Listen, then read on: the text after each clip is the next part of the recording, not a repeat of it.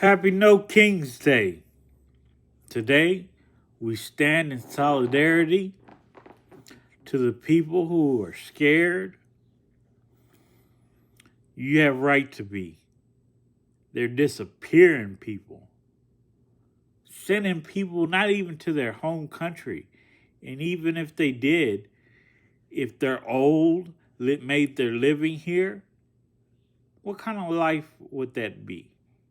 They could die, have no income, and and some of them people, they're sending them to countries that are not their own, putting them in prisons, torturing them.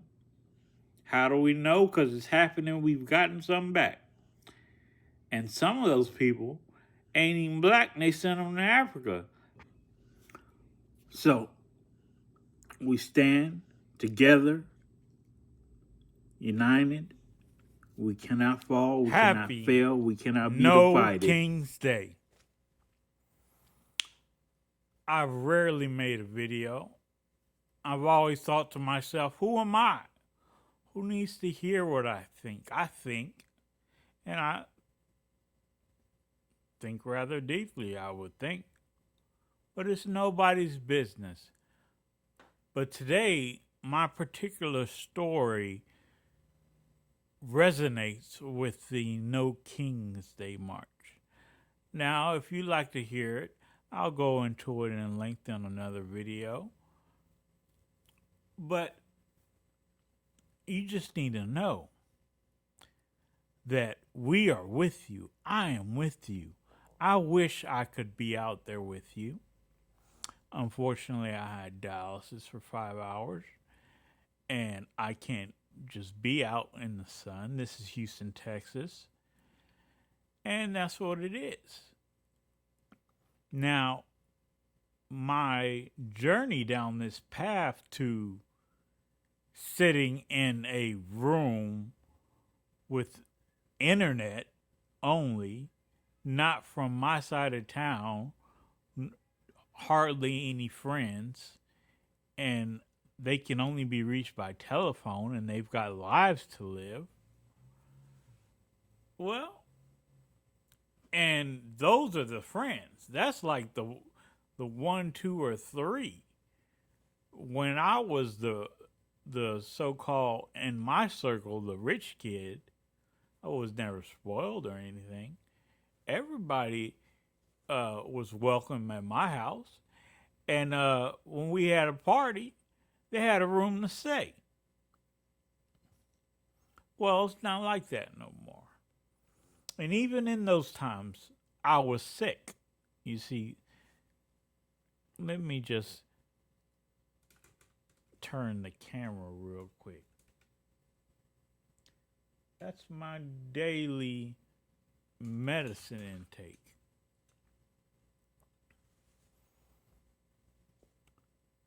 And today is about healthcare. When I turned 14, now at the time they did not know why, but I came down with chronic pancreatitis. Every 3 months I was in the hospital. About, let's see, I believe at least two, if not three, Thanksgivings in a row. This is how common it was. I spent that Thanksgiving in a hospital. And let me tell you the treatment, the remedy. And I used to hate when I feel that pain come on. And if you can just say come on, because it strikes you down.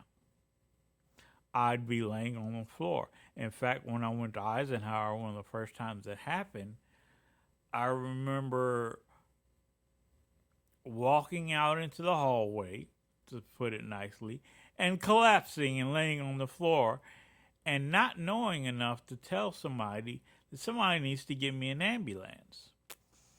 Later on, I heard from a doctor, so you need not take my word, and they weren't talking to me. They didn't know I had it. And they said it's one of the most painful conditions in the world.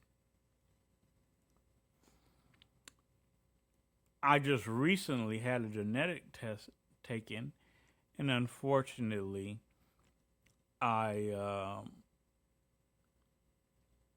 I have a defective gene that, if you have it, this is what allows you as a child to develop chronic pancreatitis. Chronic pancreatitis grew into diabetes, high blood pressure, uh, kidney failure. And kidney failure at first is not just deadline, no kidney. But after years of struggle and in and out of the hospital every 2 weeks for a couple of years, I was in the hospital so often that I didn't tell anybody because I would just scare the shit out of them. Or they'd be like, "You're always in the hospital." But anyways, it's about No King's Day is about not only health care, but health care is a big part of this. That's where Trump really effed up. The snatching and disappearing people off the streets. He's pushed it a little too far. But if that's the only thing he did, I don't think we'd be having today. He has done everything. In fact, he's doing some of the exact same things that he escaped the court of law by dragging his feet. And this Republican Party, our country needs a two-party system. One party is corruption, or will eventually be corrupted. You would have to have some angels sitting around. No, those would be the elites, and they would not let anybody in but their friends. Now we have a one-party system because the other party has given up on democracy, and their words barely betray it. The first Trump presidency, and I have Trump friends, and it used to blow my mind that I could have Trump friends. I would just have to ignore the blatantly offensive things that they would say and not understand that I'm a black man and to know the things that I have had to deal with. And you got to remember, or not, that when I was born, 1980, this world wasn't like how it is. Benson was still on TV. Benson was a show about a black butler, if you want to call him that. Anyways,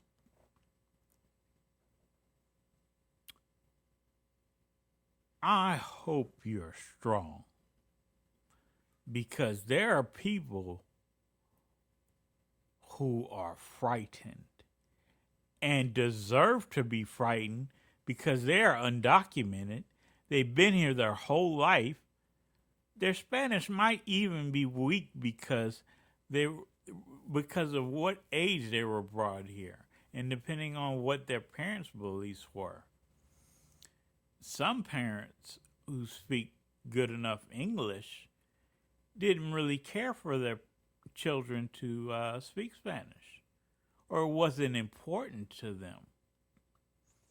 And of course, maybe that is not the majority of the case, but I have a friend who didn't teach one of his children Spanish.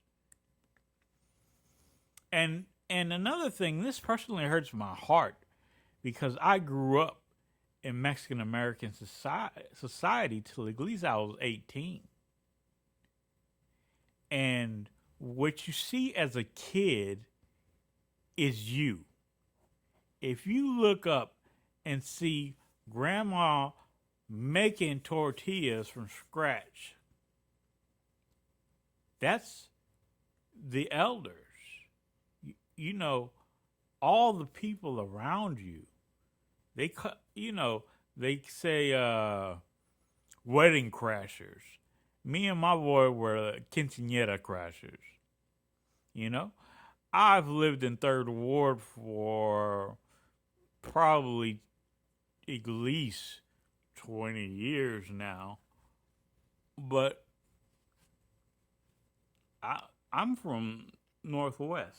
This is Houston, Texas. I grew up down the street from Eisenhower. Not to say it was a mixed neighborhood. And my first friend, I'm just gonna say his first name was Fernando. We met at age 2. Funny story. The first 2, maybe 3, but it is funny because it's true.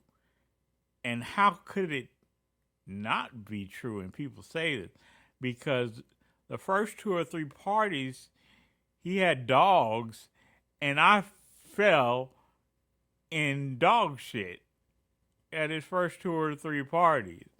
And after something like that happens, how can you be separated? He's one of my best friends in life. But, anyways, I was talking to Fernando, and my other friend, Will, who's no longer with us. Thankfully, he passed before all this during the Biden term, and he didn't have to see the return of Trump. Now, a lot of people don't understand, but Hispanic people are not a monolith. And excuse me to say this, but some of them think they're white because their skin is light complected. They have some of the same prejudices we have, some of them, about because there are black people in South America. In fact, the most populous country in the world, I believe, is Brazil or somewhere around, one of the countries around there is the most populous black country on the planet. And the black people there are looked down on. So, and Will, he tripped me out because I've never seen somebody who just loved black people so much. And excuse my language, but we were joking around. He said something funny. I said, well, you know, the black man invented the dick. And he bust out laughing. Excuse my language. I was just playing. I'm not racist at all. And in fact, I went through a hard period of time. I really believe I came online a little bit too early. I asked my father, what age was that I had that surgery? He said, you couldn't even talk. I remember that waking up. I don't remember anything clearly before, although I have vague memories of being up north. But I remember waking up from that surgery in Texas Children, being surrounded by my loved ones, thinking to myself in my head, this is why I believed I could talk. Man, that is a gorgeous, the monkey bars. They're all orange and yellow and beautiful colors, and they had beautiful playset, and I couldn't leave my bed. But that's that. I'm gonna wrap this up and keep this short today. Maybe in the future I'll speak longer. Actually, I gave this talk already, but my camera wasn't working. Luckily, I recorded the sound. If you want to, you can listen. You can go to my brand new. I'm like the last one. It's funny. I was the last one to have Facebook, Instagram. I just rarely check them. I sometimes I forget about them because I hardly think about them because just for the longest time I was like, Who needs to hear me speak? Everybody has a point of view. And although I think that point of view is effed up, everybody is allowed to have their own point of view. And over time, hopefully, equality will see itself triumphant. But you know what? The people who are on top are not going to give up their privileges. And it just happens to be that this is a white founded country. So there's one party that almost everybody is white. I won't downcast anybody who's not, but I wonder. And you know what? I won't wonder too hard, because when I became politically minded, which was the day of 9/11, that's when I started watching international news, or national news, however you want to call it. I don't watch local news because there's a bunch of people shooting each other up, making the city look more dangerous than it is. This is Houston, Texas. There's enough crime, but it's not crazy. And personally, I think the neighborhoods that, if they are crazy, not to go into. Unless you want to cause trouble. But I don't even know if that's true. This is Third Ward. There's plenty of people walking around who are white, brown, yellow, purple. And nobody messes with them. Even though there's a good case that this neighborhood is going through a serious case of gentrification, there are 3-story condos that nobody from around here can afford going up. And all the houses that are family houses, like the one I live in, property taxes are going to go up because the neighborhood is getting much nicer. And we're at the center of everything. We're 5 minutes from downtown, Museum Center, Uptown. Midtown, excuse me. Uptown, I don't even know what that is. But anyways, this is not about all that. This is about you in the streets. I can't be there in the streets. I was in dialysis for 5 hours today. So I wanted to make this video to show that I'm there with you in spirit. I am watching this daily as this country I thought there was no hope. And the first No Kings rally, that was nice, yeah. Then what? People capitulating, blah, blah, blah. And you know what? Jimmy Kimmel got kicked off the air, and boy, it ain't stopped. It is shooting up like a lightning. People been complaining and stuff, but you know what? The corporate folks, they got their backbone. And I'm not saying they got their backbone because they got tough. They got their backbone because they need their customers. In fact, I don't know what they're thinking, but they're keeping prices artificially low right now for Trump, because they don't want you to know before this next election what it's like. And I have no idea why he's doing it. I don't care that he's racist. Fuck him. Excuse me. People been racist my whole life. It's been dying out. I'm peed off that he has brought it back. The people who were racist were dying off. And if they had children, they kept their mouth shut, most of them, because they didn't want the children going to school repeating themselves. And the other folk that are just openly racist and live in their little segregated places and got their racist friends, whatever, free country. I don't live near you. I don't have to deal with you. But this is a new low. And you are sending folks not only deporting people, but they're disappearing and not necessarily to their home country. Not necessarily. They're sending folks to Africa also. So this is a new day. This is a day I would never thought I would see in America. I have seen things change. I have gotten comfortable as I could be, laying sick on the couch, because even though I am in dialysis, this is the best I've ever felt because I've been sick my whole life.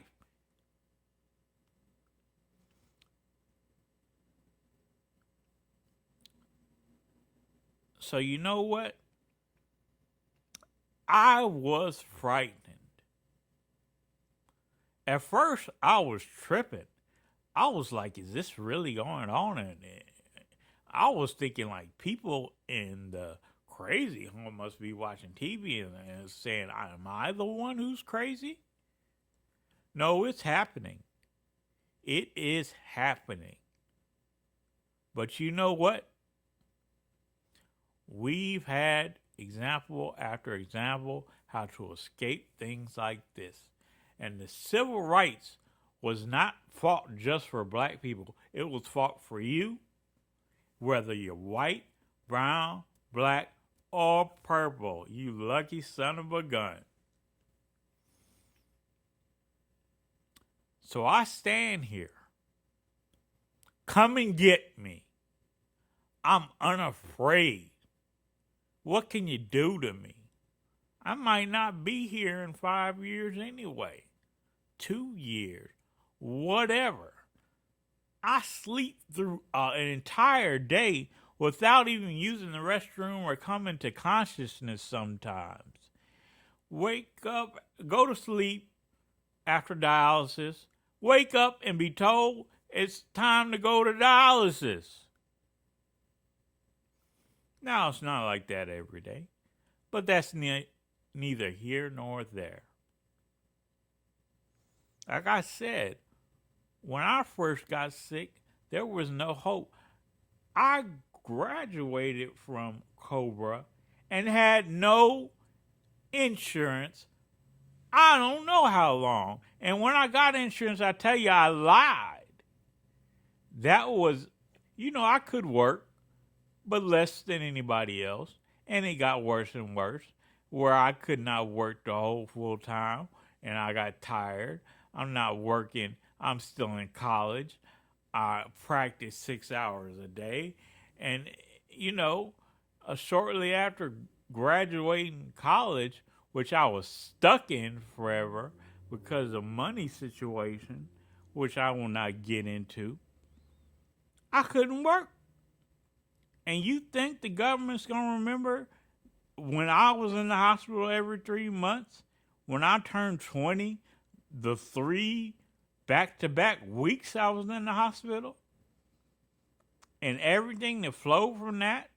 And the fact that if it's hard for me to work full-time job, you think they're going to give me Medicaid? You got to qualify for something in this book. And buddy, you got something rare. It ain't in this book. So I am at home alone with my companion, Deja. She's asleep. She's not even paying attention to me. She's a spoiled little something. That's my companion. Just to let you know, my dearly beloved brother Will, who passed a couple of years ago, that was his gift to me. He's one of the few people who forgot about me. Well, believe it or not, I don't know you, but I love you. And that's what we need to walk in. We need to walk in solidarity and love. I used to say, For I don't know how long it's been since I started saying it, but I walk in love. There will be no hate. It's not acceptable to have unacceptable thoughts inside of you and keep them in, wearing this facade. No, you deal with that. I'm not a perfect person.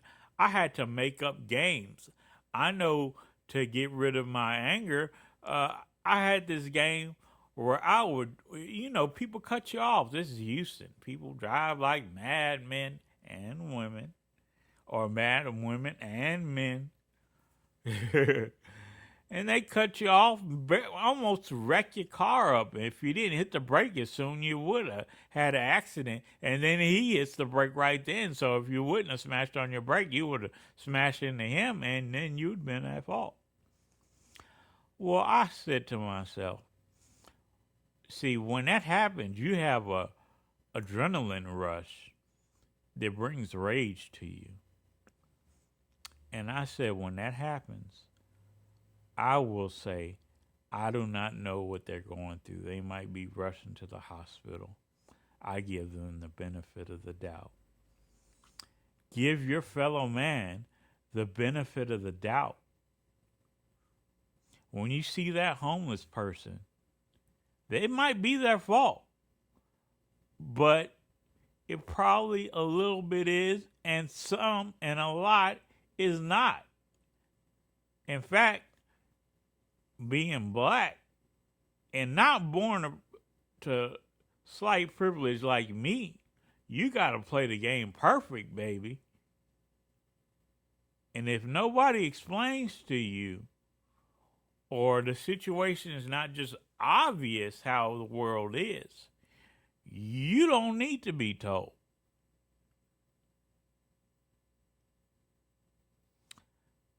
It's unfortunate because redlining and some things you probably like, what? Well, they used to not give loans to people to live in certain neighborhoods. You were forced, if you're black and I assume Hispanic, you had to live in the worst neighborhoods at the lowest water points. That's why there are a lot of floods. And, in New Orleans, that's why the majority of the black neighborhoods, right where the levee broke, it's just how it is. So, a lot of situations, people just had to deal with and do the best they could. And the best they could is not for everybody. And the people trying the best they could, not even all of them could do the best they can.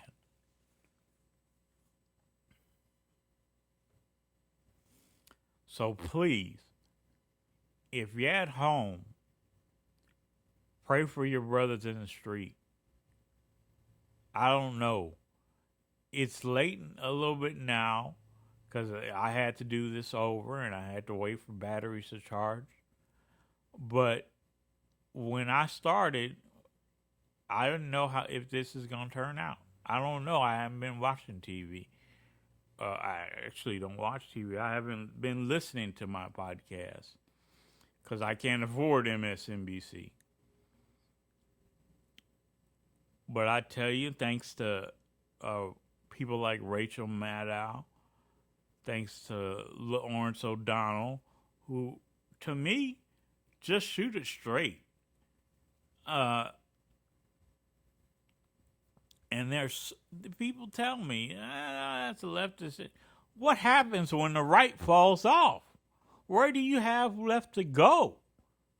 Of course they lean left, but right now leaning left is the only option.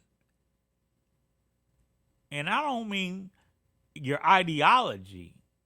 There are plenty of Republicans on MSNBC, and in fact, who has one of the longest shows?